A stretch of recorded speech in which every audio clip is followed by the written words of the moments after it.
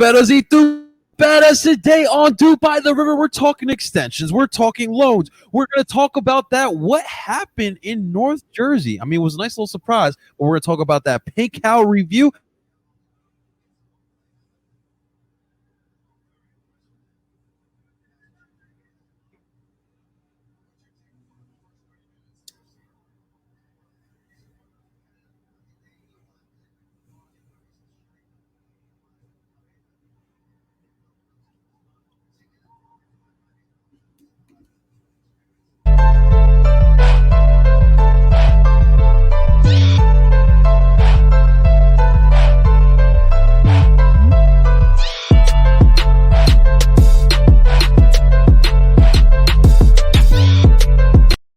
And that is right. Welcome, everyone, to DOOP by the River, the show where we follow everything Philadelphia Union, brought to you by Philly Sports Network. That's how you start a show there.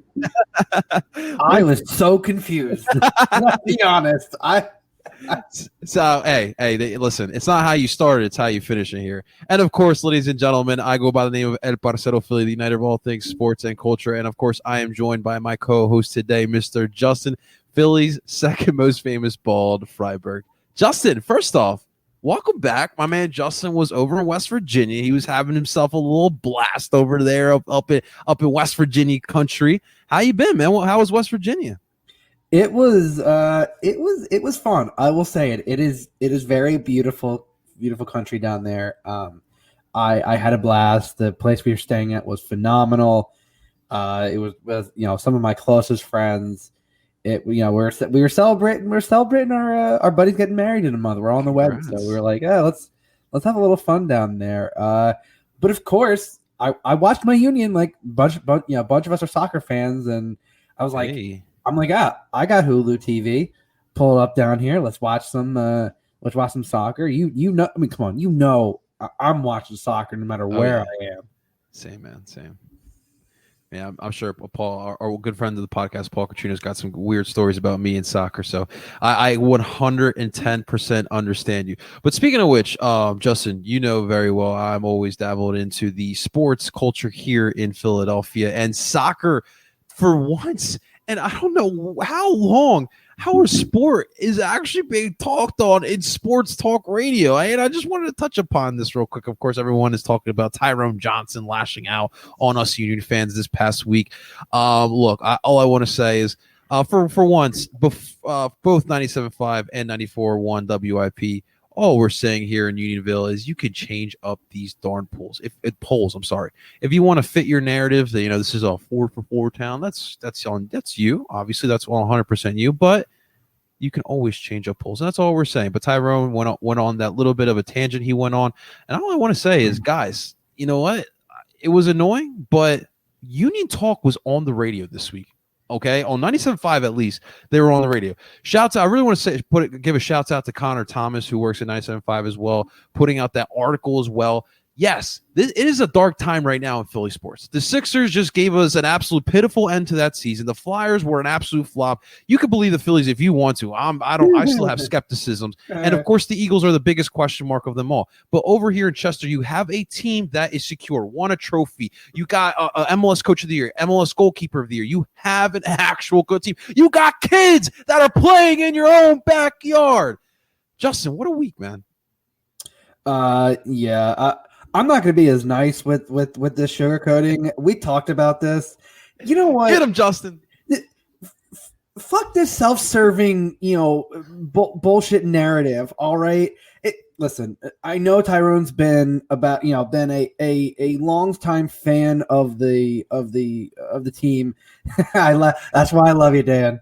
Listen, Ty's been a supporter of the team for years, and I'm not doubting that. Right. But to say that, a few maybe hours of coverage stands for 10 years of not saying anything for basic, listen, with these polls, okay, yeah, you only have 4 options.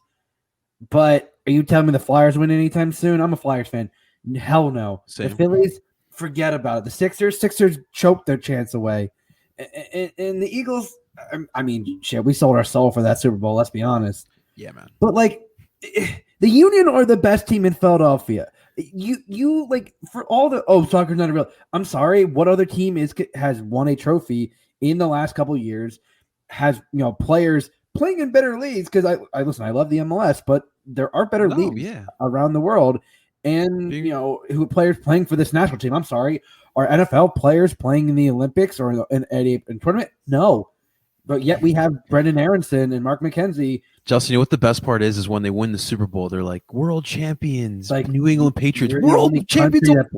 You're the only country that plays the sport, and like it's this self-serving, radio narrative BS, which is why listen, I did sports radio in college, and don't get me wrong, it was fun. I had a blast, but it just I understood how toxic it can be, and it was like once I got out of college, it was like, you know what, I had my fun, I did it, but you know what, no, I'm good, I'm good, I stay out of it.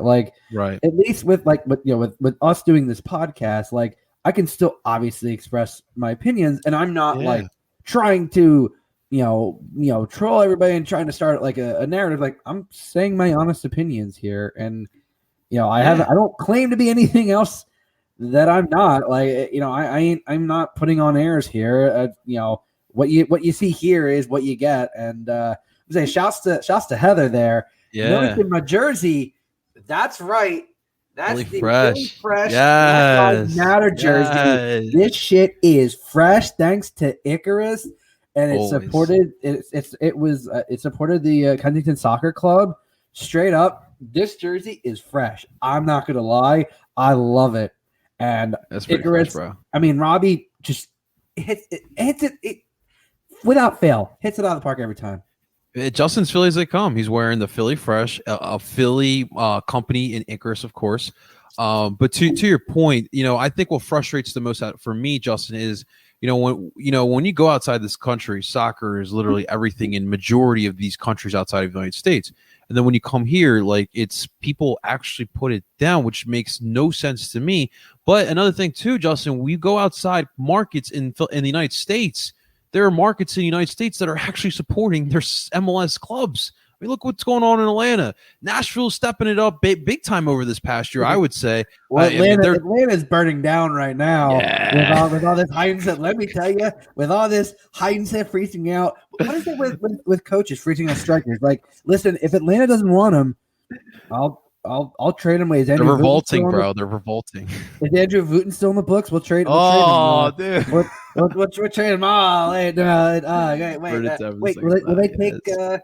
Will they take Joe Bendick? I'll trade Joe Bendick. They could use another average goalie. Pretty much.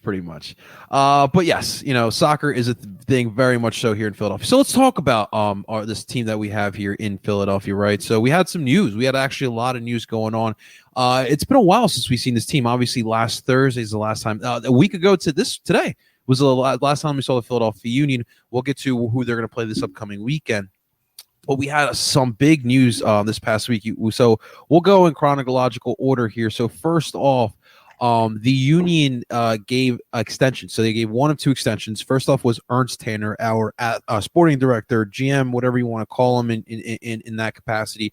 He's in charge of building this roster, the squad up for Jim Curtin and the Philadelphia Union. Well, he was extended through 2024. And Justin, honestly, before we start off, I can't think of anyone who's more deserving of an extension like this. What he has done in Philadelphia, he literally took the foundation that Ernie started here back when Ernie was here. He took it and he took it to the next level. He took it where we wanted Ernie to take it. We constantly on this podcast talk about all the great signings that Ernst Tanner has had in his tenure here in Philadelphia. And really it's just a commitment to him. He wants a cup here. He wants a cup. And there was European interest from my understanding. There was some you forget that he comes from the Salzburg tree.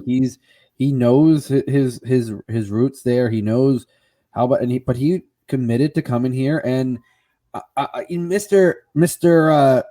Uncut Gems Ernst Tanner here. My man is finding diamonds in the rough. Like Adam Sandler in Uncut Gems, he knows a good diamond when he sees it. And It's unreal how much talent he finds. I mean, what other than Wooten or Vets is kind of been was like you have a guy who consistently finds great talent, and oh, by the way, he helps with Jim, helps pull up talent from the academy. Mhm. I would like to say that, I mean, without Ernst, I don't think the Union even sniff a supporter shield, and obviously Jim has a big part to do with that, and that's why he won Coach of the Year. Sir. But if you don't have a sporting director like Ernst backing you up, giving you the support, giving you players that you desperately want, and helping you cultivate academy players, I don't think the Union are in this position at all. Yes, sir.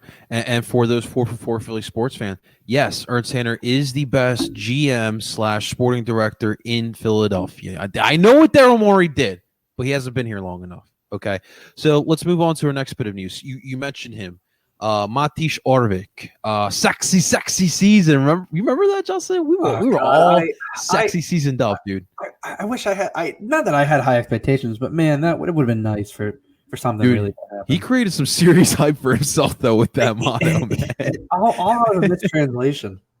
That was absolutely great. Well, unfortunately, it was a sexy season for us if you look at it, but it was not a sexy season for him.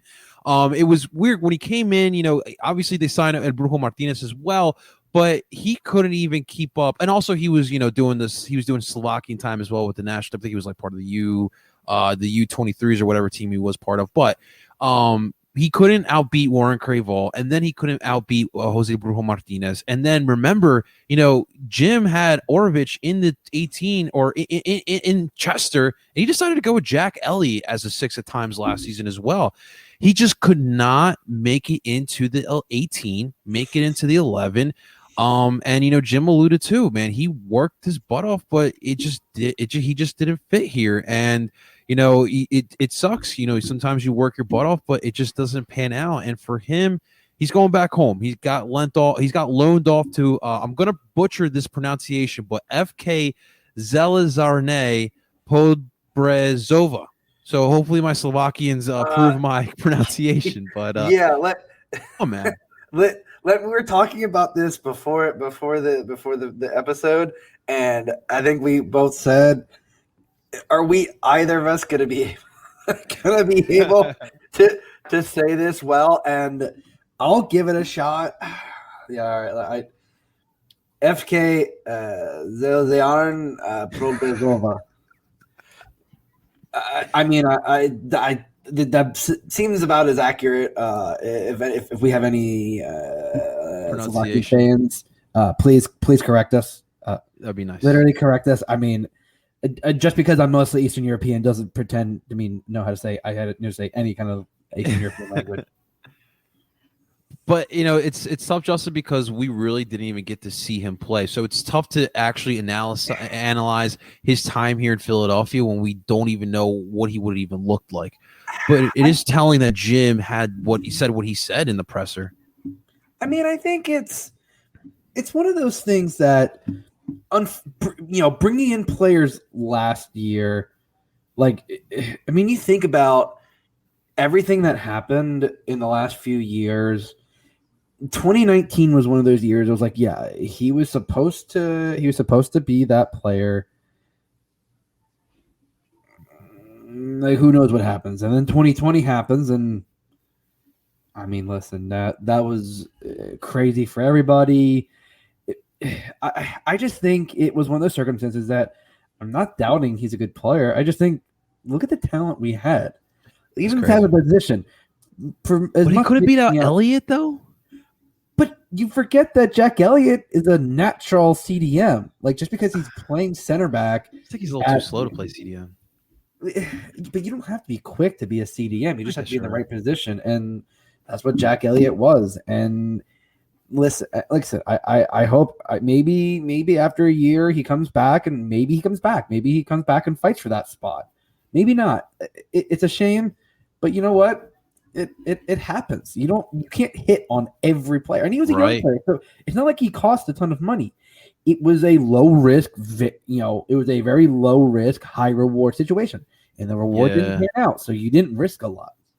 Believe was it 800,000 or something like that? We ponied up 80,000. Was it that high? I don't know. Undisclosed string. Wait, it says Slovakian International was acquired in 2020 from Slovakian side. I'm not going to pronounce it. Undisclosed transfer fee that was reportedly 880,000.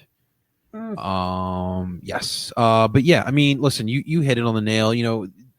Ernst has done a fantastic job. Bringing in Jamiro, bringing in Sergio, El Brujo, Kai Wagner, Jakub Glesnes. We'll see what Gazdak has here as well. Leon Flack. I mean, dude, I'm team MVP. Honestly, I know it's about gold. Dude, I think he is becoming the best signing in the MLS offseason overall. Heck, I might get a Leon jersey. I think you should. I mean, listen. As I say, if you know what, if I'm gonna put out a challenge to our listeners here. If we can get Johnny, what's an average viewership on an episode on your YouTube channel? On the YouTube channel, I think average we could do like 20 is the average on the YouTube channel. Because I want to make it where it's attainable, but it's not. If we can get, I think 50 is attainable. I'm going to push it even farther. If we can get 75. Okay, you heard that here, guys. 75 views on this episode. Once this episode ends, you get 75 views on here. I will put the receipts. I will buy a Leon Flock jersey. Okay, here. This is what I will do. I like where your head is at. I'll do one better. If we get that, you buy yours, I'll buy one, and I will actually give this one away to a lucky listener. So I'm you hear that, people? I'm gonna actually put that in here. We are putting our money where our mouth is. Absolutely, man. We listen. We know y'all can do it. So hey, you know me. I ain't afraid of buying another soccer jersey. I know we know this. We know this man needs a whole other apartment for his soccer. Hey, listen, that's the nice thing about having a decent sized closet in this apartment here. Plenty of room for jerseys. I like that. Well, hey, but to the Orovich point, last point here. You know what? If he comes back, I'm sure Cincinnati is willing to buy him from us. So there's always that option. We'll sell him to Cincinnati for $20 million. So they'll cough it up. Yeah, they'll overpay for a guy like Matish Orovich. I could totally see that happening. But the last bit of Union news that we got, of course, has to do with one of our players. Good news. The Jamaican Wall, the one third part of the Union Reggae Boys, the part-time captain, I guess we could say, Andre Blake. He got the Jamaican Dream Machine. Yes, I like that. He got rewarded. He got a contract extension with Philadelphia that is going to go through 2024. There will be an option for 2025 going forward. Justin, I can't think of anyone who deserves this more than Andre Blake. Now, there's been a lot of talk with Union fans, and even for myself on TikTok when I put this news out there, a lot of people are like, well, he needs to go to Europe now because he's getting older. And I'm at the point now, like, do I need to see Andre Blake in Europe? Like, I have no problems with seeing Andre Blake being a Union lifer. Like, that would be absolutely sick to see. And absolutely, because I do believe, Justin, that we'll get to a point where these MLS players will be making more money, and those lifers, you might not see those coming every so often. But what I want from you. Because I mean, what else can we say about Andre Blake, man? That the dude is absolutely fantastic, and of course, I went away from where I wanted to show you here. He's green. He's a raging sex machine. Andre Blake. We got to get Adam Booth just to sing that. All right, so no, Adam has I don't know. It might still fly on our air, but Adam and I've had sung with Adam a maybe an R-rated version of that song. Absolutely. So, this tweet was brought up today, and I wanted to talk about it here today because I really think it was an interesting conversation. Because I think we all know how good Andre Blake is in the eyes of Union fans. But shouts to Evan Shouts to underscore Evan Zolo. in Discord. He's a great dude. Yes, great dude. This is a great take here as well, which I wanted to discuss with you, Justin. He said Andre Blake surpassed Seba as the face of the club now, and he has also mentioned is right in the discussion, not about who's better, but who's most iconic, which is very true. That last part is very true. When you're thinking about who is the face of the Union all time, it's not really about stats and whatnot, but it is about how iconic they are. Because Seba, yeah, I mean, he's got the stats, but we're also talking about a different MLS, a different Union team. I mean, we know how bad the Union were in the beginning of time, but for you, has Blake become that guy as the top face in Union history? That's a really good question. And it's tough for me, having been a fan since day one, having been there at the first game, with Seba scoring the first ever Union hat trick, beating DC. It means so much. I mean, what this team has been through, it meant a lot. I think the answer probably depends on how more recent of a Union fan you are. If you were a Union fan prior to 2016, I'm going to say, I think your answer is probably Seba. If you're a Union fan after that, I feel like you lean more towards Andre. I know it's not really much of an answer, but I feel like both. And I think for varying reasons. I think the reason why both are iconic is because Seba was there in the early days. Listen, we had him on. We've all heard. He told us the stories. He's told us. Listen, getting kicked out Chester of a park high school or whatever in Chester for a summer camp, like not having great for training. Like, listen, he's told us those stories. It's great. It happens. Like but he meant a lot. He's right now the only person in the Ring of Honor. Obviously, he's an iconic figure. Right. And what he did, everyone, who is a Union fan will obviously never forget and always appreciates. But I think Andre is, ushers in that era of that's when Jim took over. That's when Ernie came in. That's when Ernst came in. I think Andre is one of the faces of what changed for this team. Right. When this team really became what it is now. And I think both can be iconic. I don't think one is more iconic than the other. Obviously, Seba is the all-time leading goal scorer, and by the time Andre's done, he's going to be number one in all the goalkeeping stats. In fact, I think he's basically almost at that point now. Yeah, man. And listen, both are highly regarded in their own rights, and I think both are going to be. I think Andre's going to be in the Wall of Fame when his career's up. A lot of names after this era. I firmly believe that. I mean, you talk about Ray, maybe talk about Ali. Like, there's a lot of names that could be put on the wall. But I think Andre is one of the easiest first names that comes up because, listen, 2-time goalie of the year, Supporter Shield winning, goalie. Like, when you think of iconic goalies, people say, "Oh, he's in MLS. He's not good."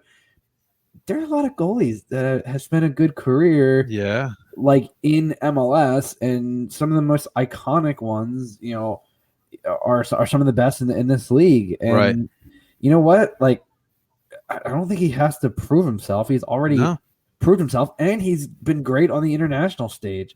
So, Jamaica's been getting better and better. And I think Andre's been one of the leading faces. They're in the top 50 now.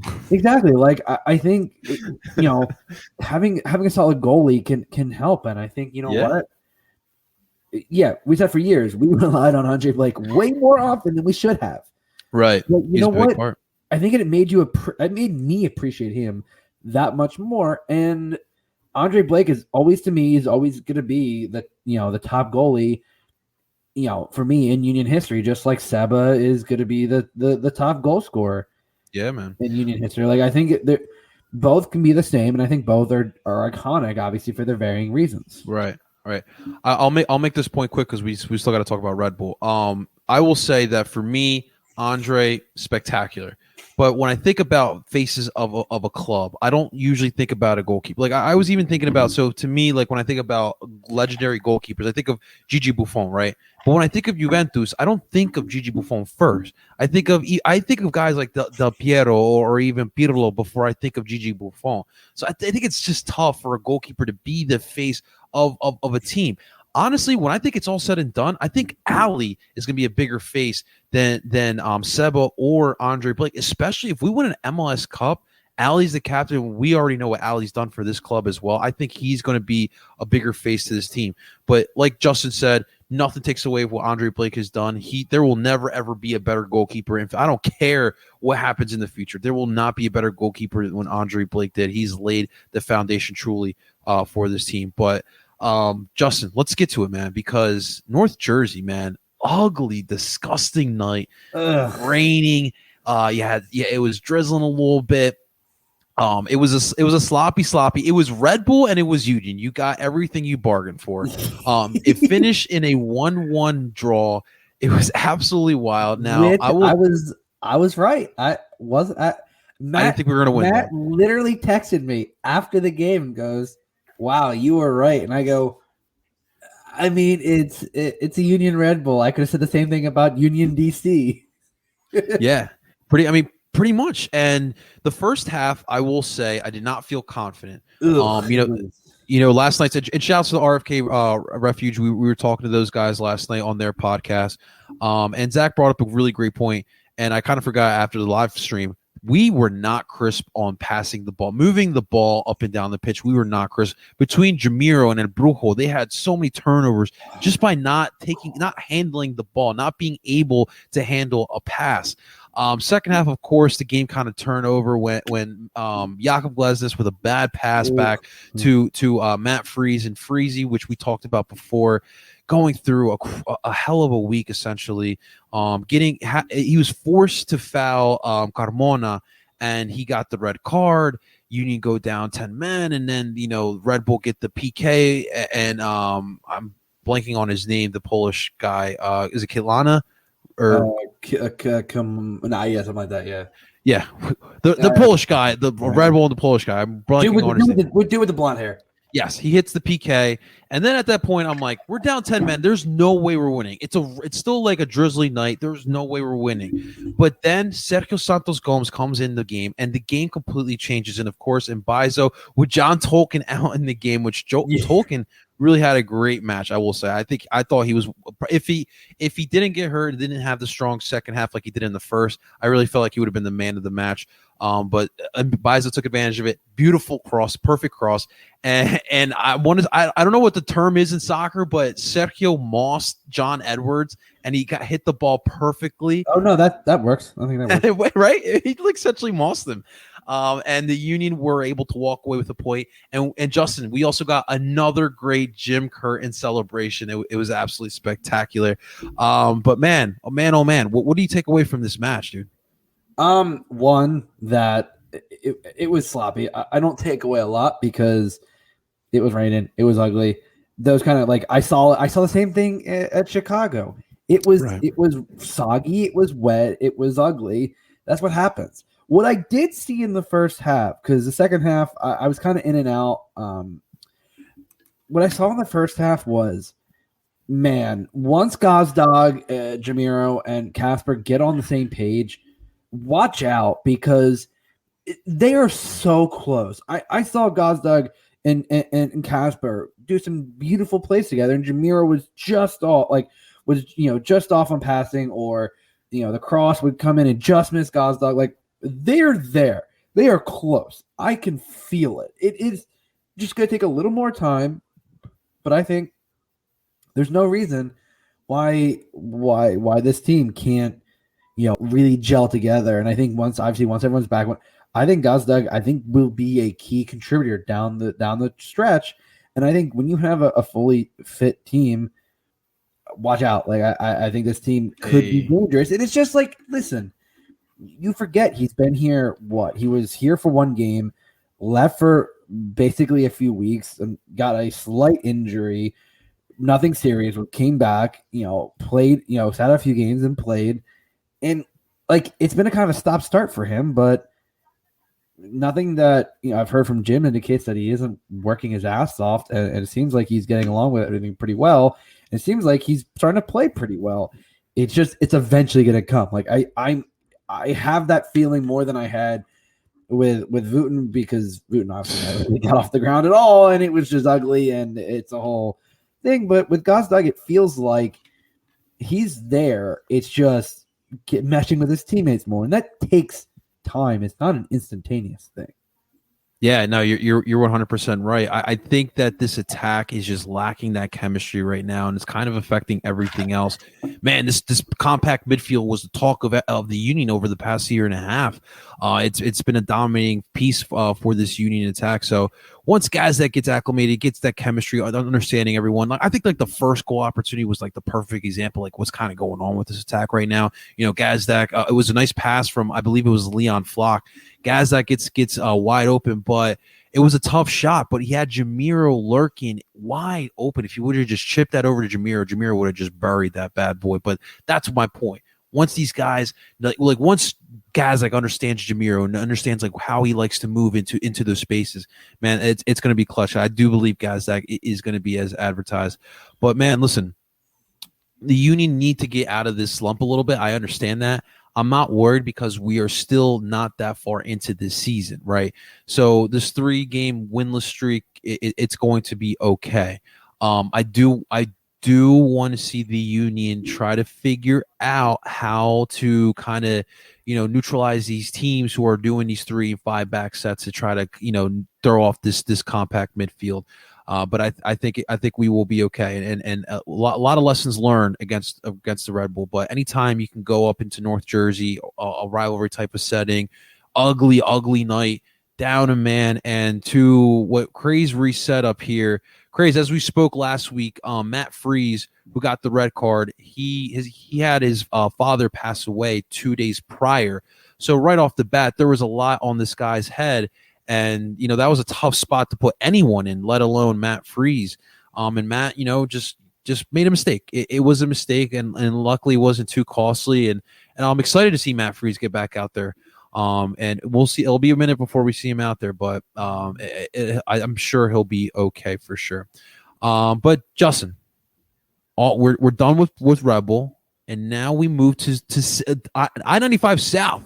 No pun to J. Cole, but we're moving to I-95 South. The DC is coming up here to face off against us. And, of course, ladies and gentlemen, to preview this DC United match, we get you only the best guests here on DOOP by the River. So please, ladies and gentlemen, I'm so excited for this one. Please welcome, Between Clean Sheets, a.k.a. Cheyenne. Cheyenne, what's going on? It's me. Can you hear me all right? Oh, we hear you perfectly fine. So excited to see you again. How you doing? I'm doing all right. Girl, you're living your life. Man, I see you out here. I know I've been busy. Well, and for those who aren't familiar with my most recent travels, I went to Columbus for the opening of their brand new stadium. Sick. And missed the 7-1 victory in DC. So I had all these people text me like, "Oh my gosh, this is so awesome." I'm like, "I'm not watching. Shut up. Don't tell me. Don't tell me." Yeah. That is awesome. I even told I am now. Oh, sorry. Go right ahead. No. Go ahead. What was the story there? Oh, I've become Instagram buddies with Kevin Paredes and told him I was so bummed I missed it, and he goes, "No, I thought you were there." And I said, "You'll have to score again. I'm sorry I missed your first. Well, you'll just have to keep scoring." So that's very funny. I was going to ask you, how was Columbus's new stadium? What is the name of the new stadium?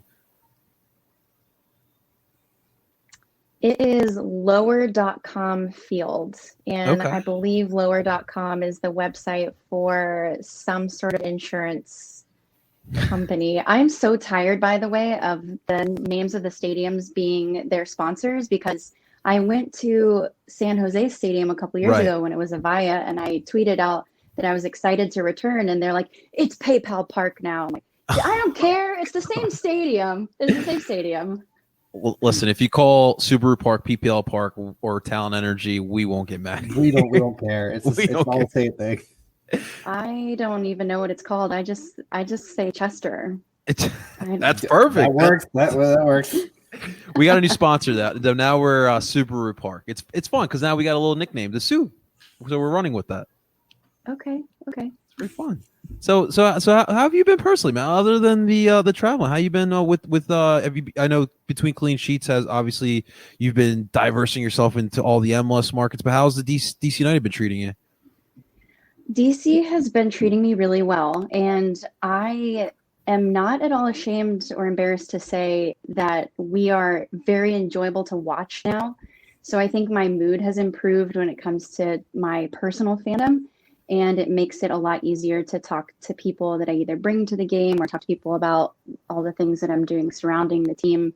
The content that I've put out so far has been pretty heavy on all the travels, and I've traveled once.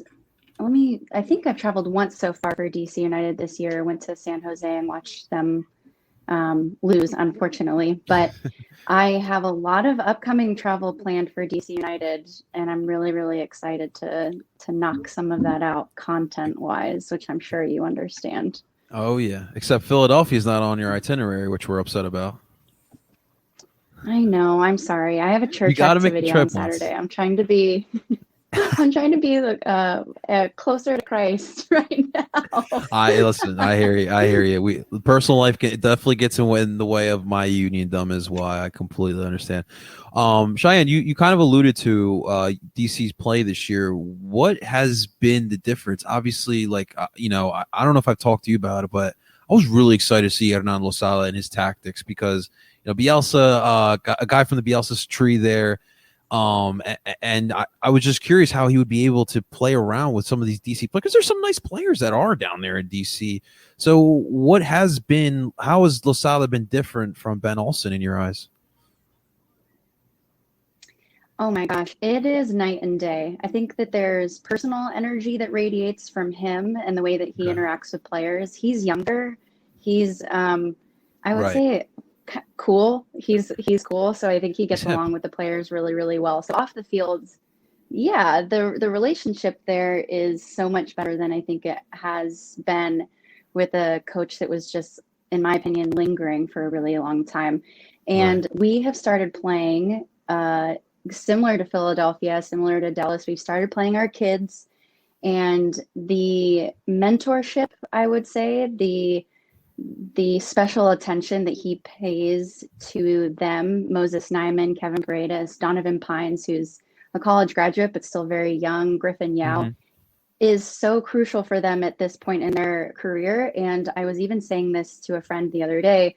I actually cringe thinking about how their year would be going right now, how their season would be going right now if Ben Olsen was still around, because three of those guys got called up to train with the national team, and Donovan Pines is there right now, which is That's pretty sick. so huge. And you can see on the field, even though we're not winning as many games as I would like for us to be winning, you can still see that we're implementing a better, more aggressive strategy. So even if the result's not there, anyone who's watching from the national team or watching Mm-hmm. from these other teams looking for trades and transfers are seeing that they're playing decent soccer.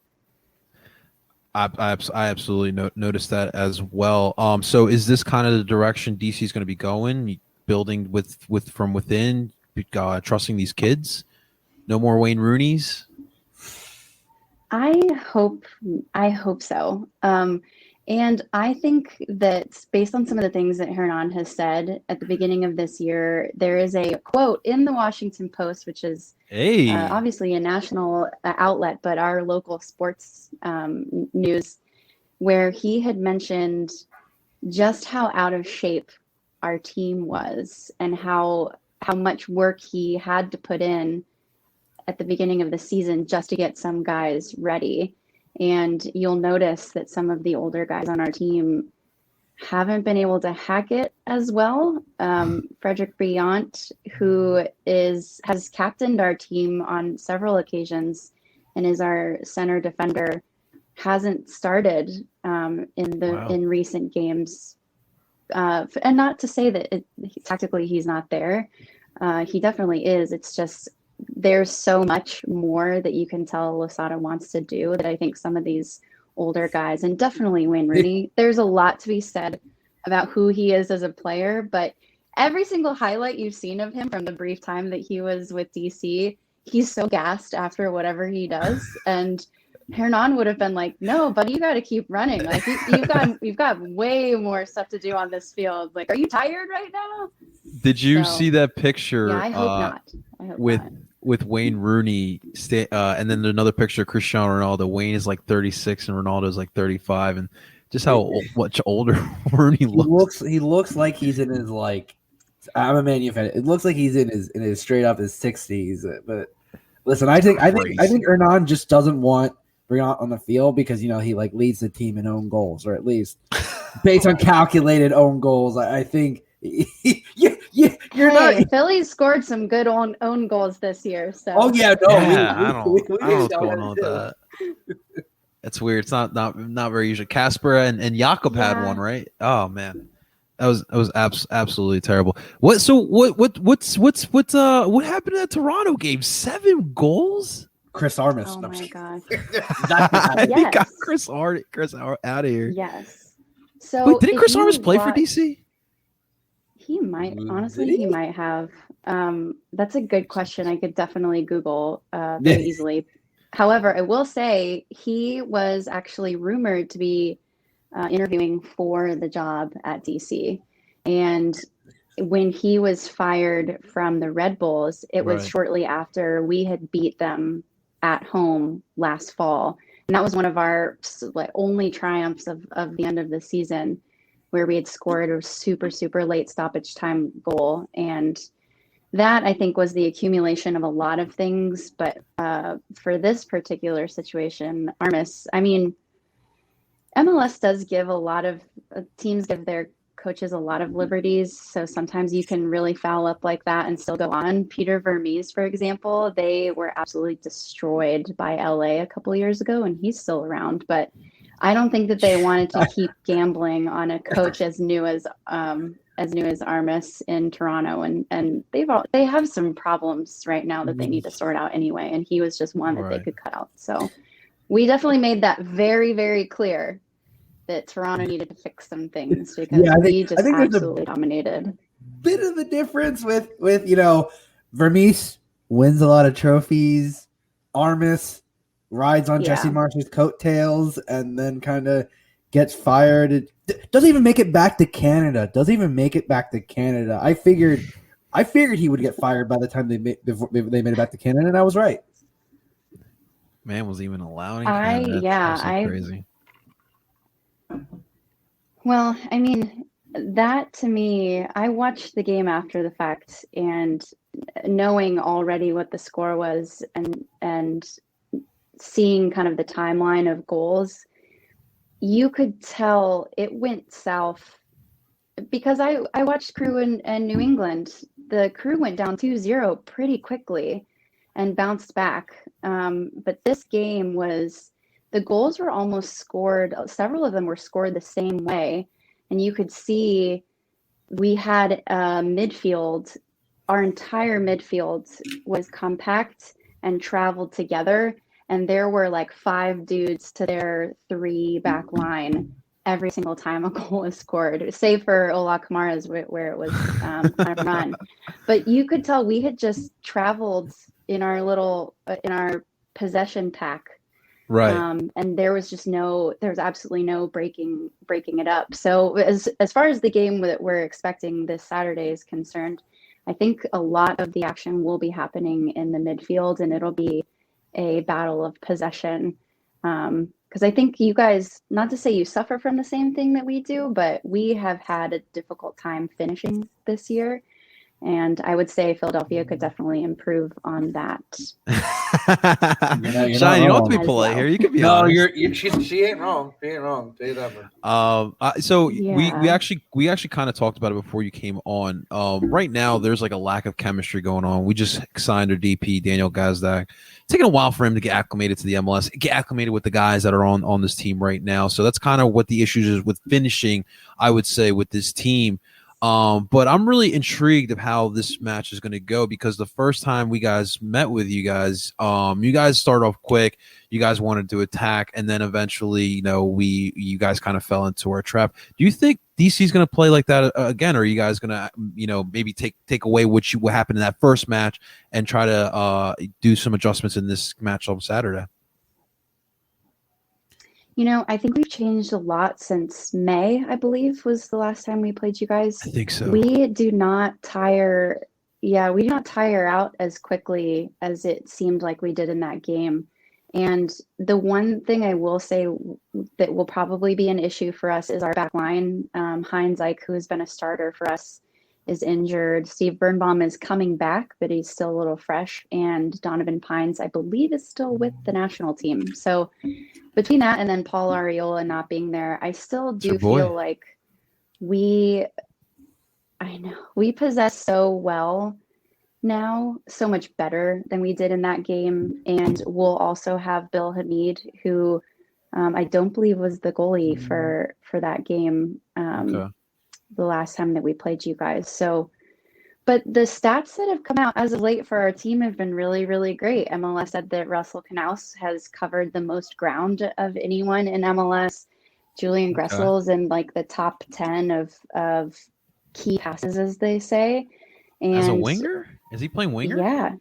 It's crazy. Yes, he's a little bit more central now. I think with Andy Nahar and then Kevin Paredes.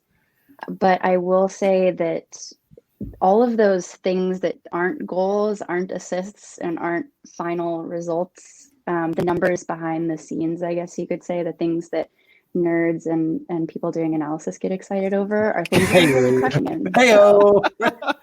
Right here, this guy. Shy, I was let going me to say, ask you. another bald man into soccer in this country. Tell Matt Doyle to watch out. Matt Doyle stealing my spot. Shy, let me ask you something, because Andy Nahar, right? So I remember growing up watching MLS, and Andy Nahar was just running up and down wide for DC. If I would have told you in that era that Andy would come back a decade later or so to play center back, like, what would have you said? I think because of the high press and the super aggressive attacking system, and the fact that we crash the box a lot, it actually doesn't seem as crazy. Okay. But if you had told me in any other system or going into the season that that's what we were going to have at one point, I would have thought, who's injured? Like, or who are we missing? Like, did we run out of money? What's our problem here? I would just assume it was like a stopgap or like a plug to a sinking ship. Like, that's what I would have assumed. So it's crazy. Yeah, I mean, he's playing really well at that position. It's definitely cool to see. All right, let's get to it, yeah, Cheyenne. I am enjoying the game. Yes. Let's get to this match here. So, what do you see happening on Saturday between both these clubs? I see us with the confidence of having just destroyed Toronto. I see us performing better, but I still feel it will be close.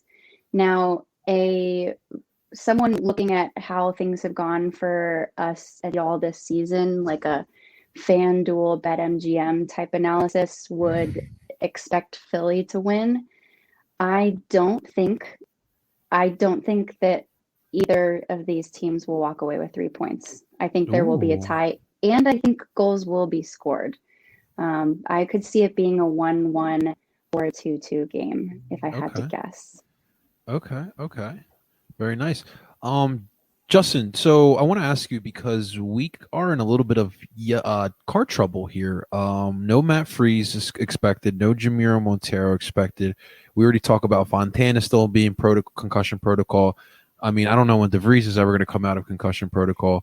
We're a little bit tight there. What do you see the line? Because I'm really curious what you think the lineup will be for this match here, especially in the midfield and the up top. I mean, yeah, I hate to say it.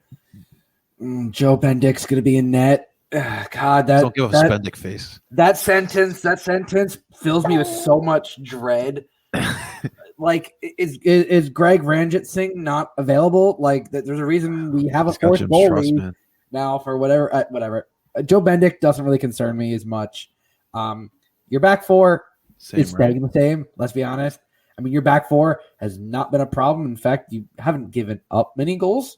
So I'd say your back four is not really an issue. I mean, Kai and Bizo down the wings are still pretty good. And Jack and Jakob, for two tall guys, actually cover a decent amount of distance. And, Jack kind of being that Mark type of center back where he's doing a lot more of the sweeping up, where Jakob just can feel free to kind of have his passing range and kind of stand up and be a bit more of a physical presence and harass all the forwards, because I mean, who isn't intimidated by 6'5", 6'6" Norwegian center back? I mean, the man is physically imposing, let's be honest.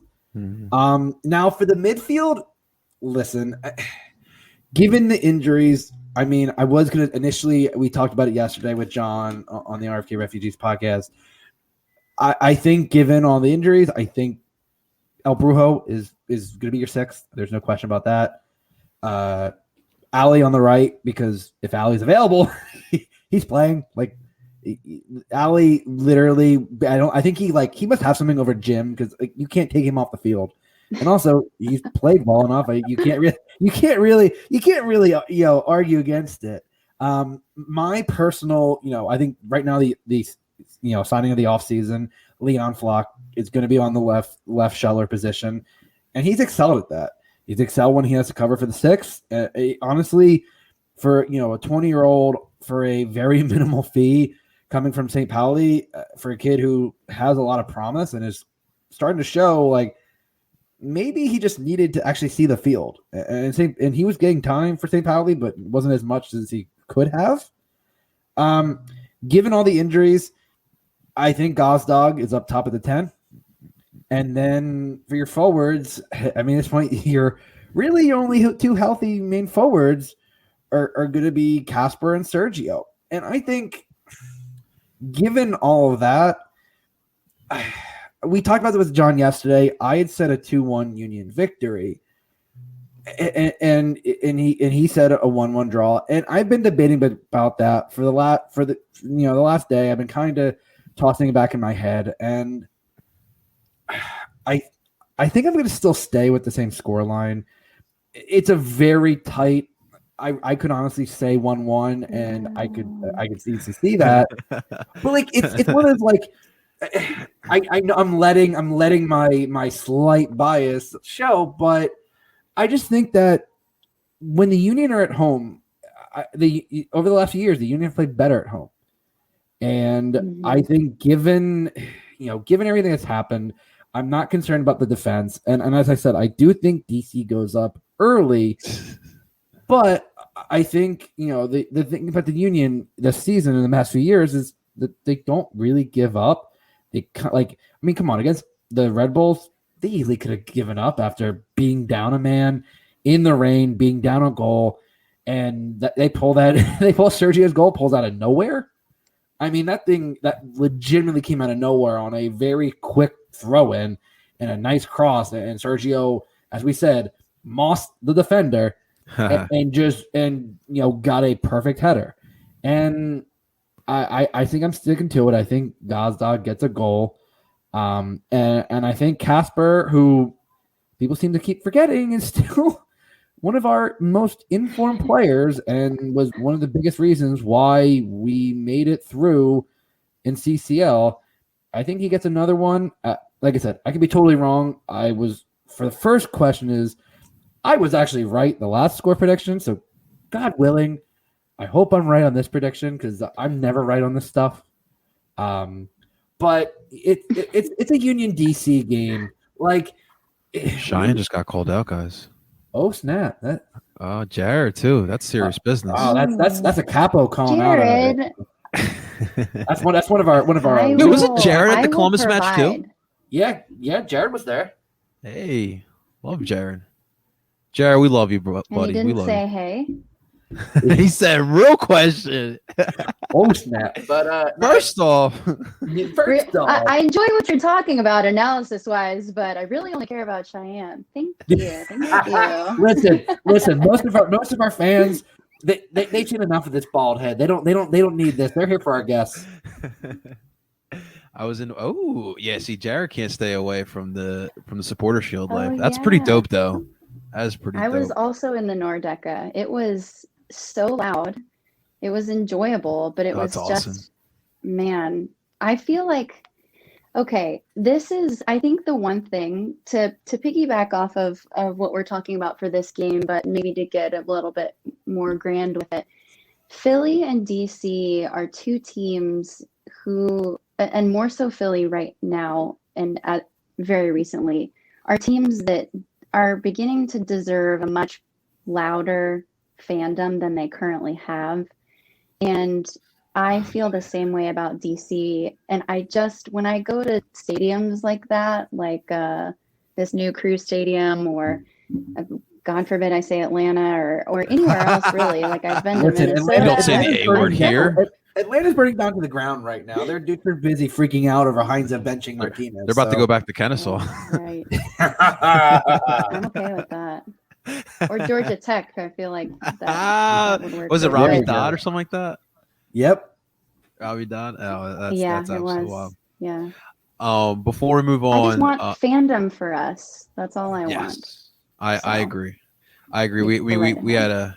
I have a question here. I think that's going to tie into that in 1 second here. But to Justin's point, Justin, the beautiful part about this upcoming Saturday is that we're gonna have 9 games since our last match, so that should give players enough time to rest where you could put out your strong starting 11, because obviously we're a little thin in this match.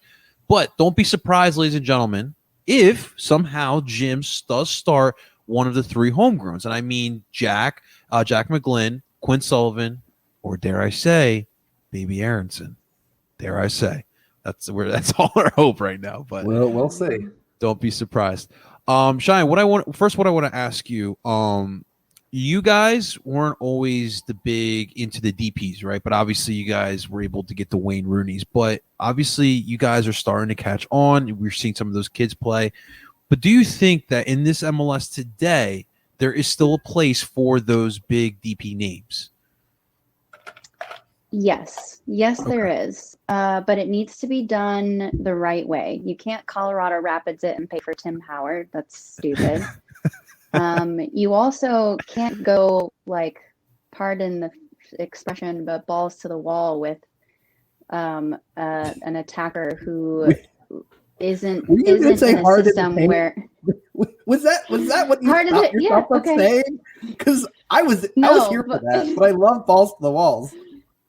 Balls to the wall. Well, I think so much money is spent on these guys who can finish, but they're not in a system that even gets them the ball to be able to score a goal with. So I feel like if it's done the right way, yes, absolutely. And it's so cringy to watch that, because I think these guys are, it's embarrassing when we're not spending that much money, because it's MLS. We're still working with a cap and with a smaller budget.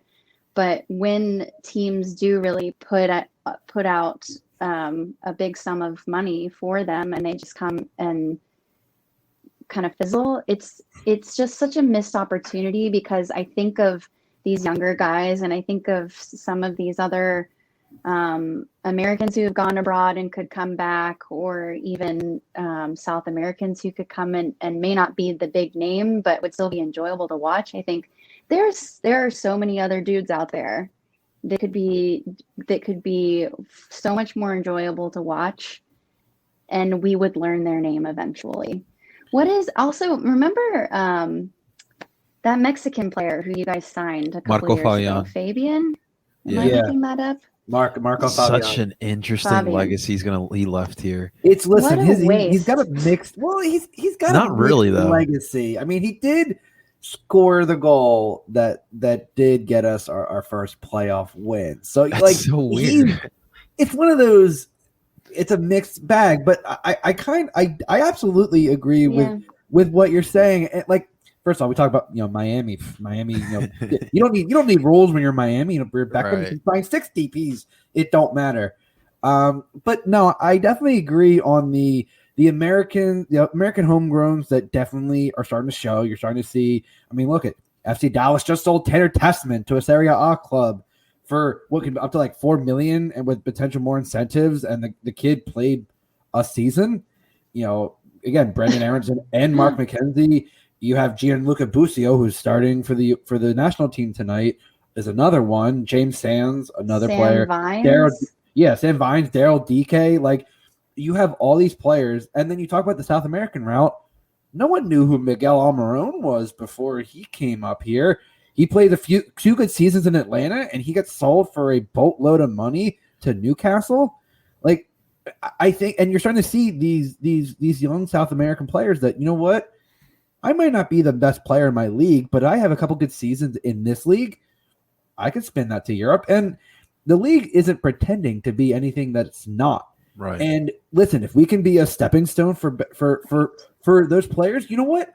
I'm okay with that because it shows growth in the league. You tell me that the Eredivisie, you tell me that Ajax doesn't mind being the champions and also, getting a boatload of cash for their players and then signing players, with the same money and then reinvesting that. And next thing you know, they have that run they did in 2018. Like, it's okay being a launching pad. It means that there's growth. Right. I love that part about it. Cheyenne, my last question here. So I'm not sure if you follow MLS Buzz. Obviously, a great follow if you're an MLS fan. They put out a good tweet yesterday regarding the World Cup in 2026 here. So as of right now, if it stays packed, there are 17 cities up for grabs for a World Cup host. 10 are supposed to be the final, right? So the way I look at it, it's going to be tough for both your market and our market to kind of make it. I don't see a way where DC does not become one of those teams that obviously will become one of the hosting cities of the World Cup, right? But I want to ask What you, makes you say that? because the way FIFA looks at capitals, I think it's weird because, look, here in America, I feel like most people feel like if you're outside of the United States and you look at the United States, you think like New York or LA is the capital, but DC is actually our capital. But the way FIFA looks at capitals around the world, they think it's the biggest city. Unfortunately, here in America, it's not really that case. That's where I want to. It never is. I know. Johnny, So I don't know if you truly what FIFA's guidelines are for this, because I mean one of the biggest things they look at is logistics, and between the two cities, logistically, Philly but Philly has the transportation. They have it's right near the airport.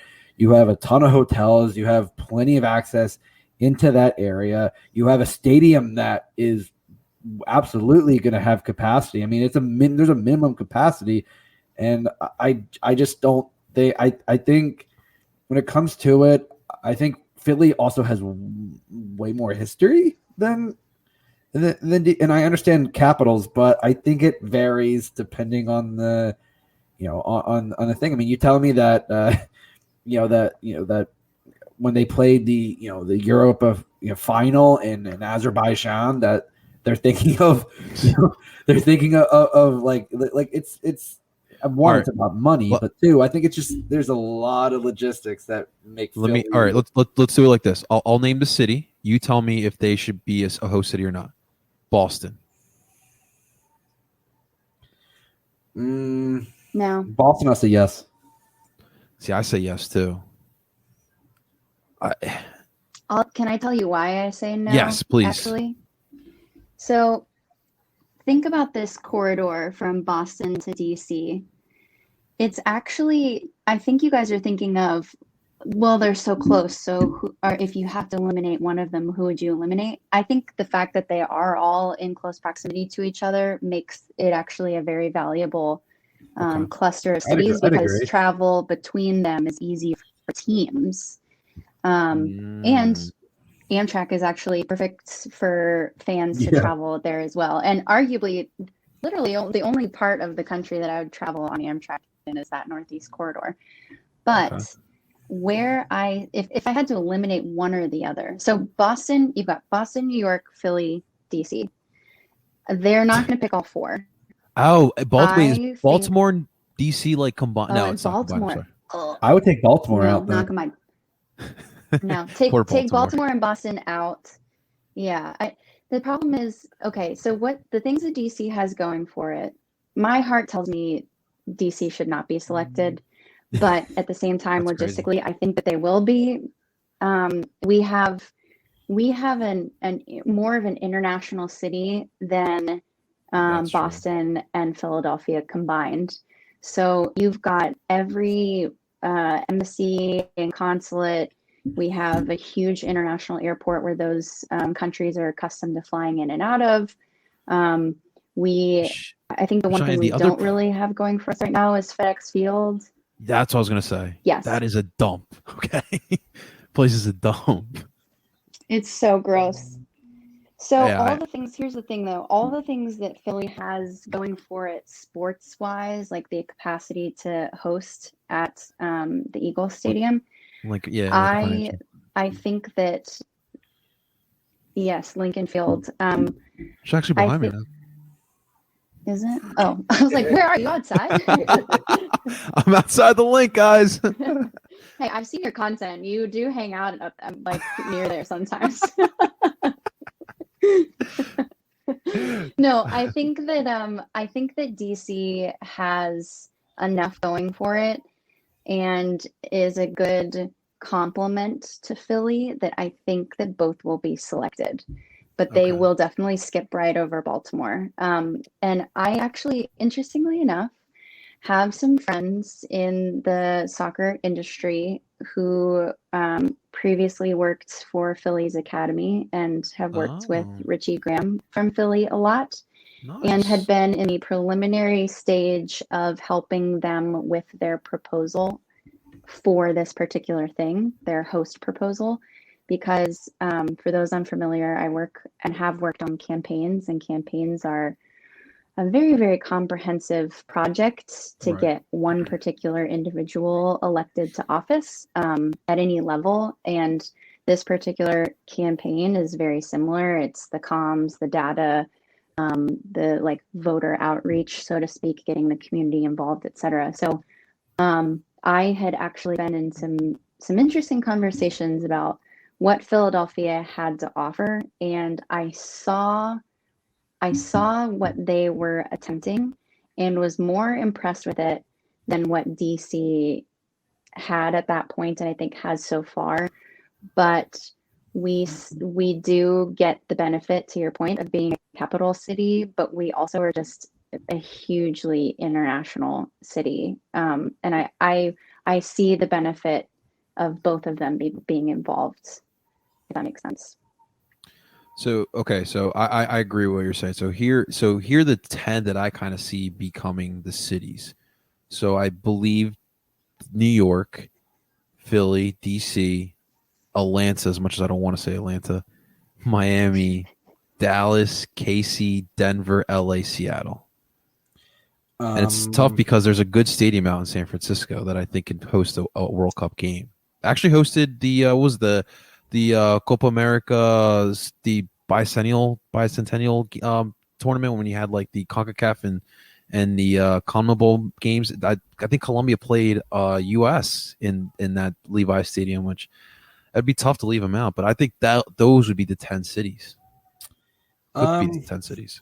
I feel like San Fran may get flipped for Dallas. I just, if you're gonna pick a city in that area, if you're gonna do California, I think Los Angeles wins out. Like Right. I don't think you need San Fran and Los Angeles because you have Okay. Seattle. Like I feel like it's gonna be You gotta one have or the Seattle. other. You So have I just think I think you would skip over San Jose or San Francisco if you're between the two.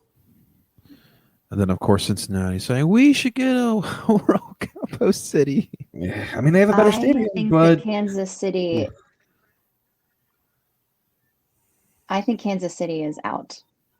You think so? That's really, actually the opinion that I have had for the longest time. I lived in Kansas City in 2017, 2018, and their airport, while it is being worked on, is so abysmal right now. And even with the changes that they're making to it, there is no public transportation there, and there is no connection. And there is just the infrastructure, the legitimate logistical infrastructure. I don't care how many photos they post of themselves at the freaking like Sports Live, whatever downtown thing that they have. I don't care how many people showed up to an outdoor watch party. I don't think that they have what it takes, and no one's gonna stop in the middle of the country to do that. How did Chicago not make the list? they backed out themselves. They didn't bid. Yeah. Well, they chose not to bid. backed out because because basically Chicago was going to have to take on most of the costs, and they said no, we're not doing that. So Chicago backed out. They didn't get cut. Yeah. But it did help trim the list. That is pretty crazy. So obviously we still got some time to think about that. That's the other thing you have to think about. Yeah, 100% there. Sorry, Listen, yes. you're okay. You're okay. We are winding down here. Cheyenne, what I want though from you, please let people know where to find all your great content. I love your content. So I live at, no, I'm just kidding. Come over to my house so I don't have to edit a video. Just watch me talk about it at my house. No, I'm on YouTube. I'm on Twitter and Instagram. Twitter and Instagram is at BTWN Clean Sheets. I also am trying so hard to emulate the great with some TikToks. I'm on TikTok as well. Yes, I love it. Yeah. I'm loving the TikToks. Yeah, and I'm actually going to be dropping my vlog from my travels to Denver for the Nations League tournament, where I sat in a suite and watched all 4 games. That drops tomorrow, and then I'm excited. Yeah, and then my Columbus Crew video will probably drop mid next week. They're so tough. So this Saturday I'll be vlogging at the Soup during the DC match, and it's tough because like I know like you want to make it perfect, and you're just trying to add those little details, and they definitely get tough. So I really commend you for what you're doing. Those vlogs are absolutely spectacular, and what I love about you, Cheyenne, is that you're just yourself. Like you're not changing for anyone. You are yourself. You love soccer, and it's evident that you love soccer, and that we appreciate what you do. We don't like your team, but we appreciate you. I think I have to go now.